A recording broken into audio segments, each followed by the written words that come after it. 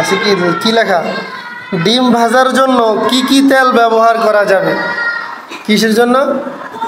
ডিম ভাজার জন্য লাগছে। ডিম ভাজার জন্য সয়াবিন, সরিষা ও সূর্যমুখীর তেল ব্যবহার করা যাবে।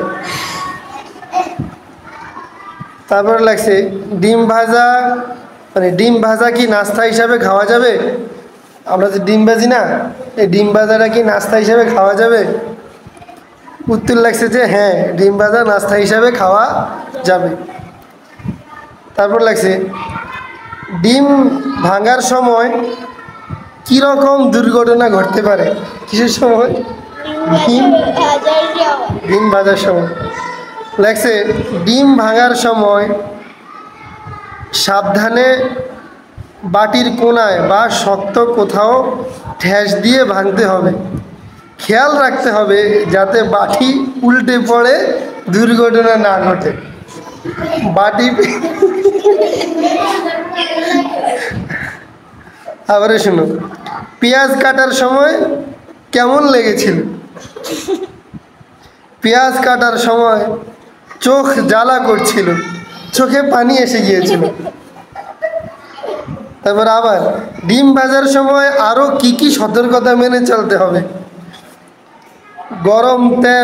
গরম তেলে ডিম ছাড়ার সময় দূরত্ব বজায় রাখতে হবে, তা না হলে ছিটে শরীরে লেগে পুড়ে যেতে পারে।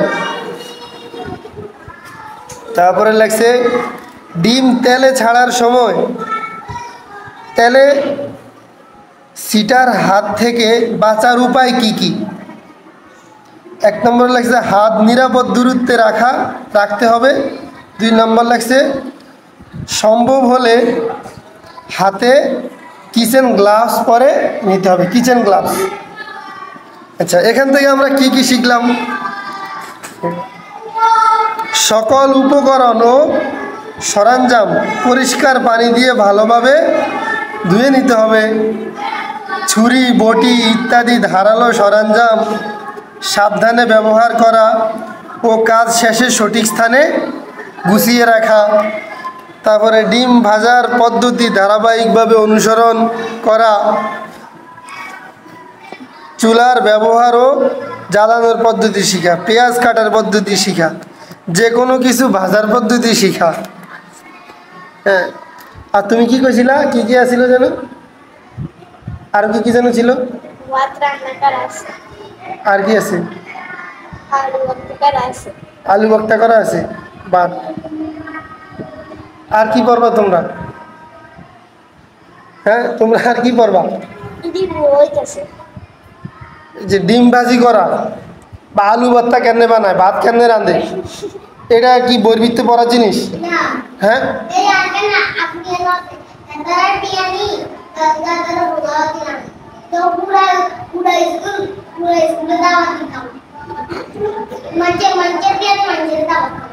আচ্ছা, এখন কথা হয়েছে এটি কি মানুষ বইতে পড়ে পড়ে শেখার জিনিস?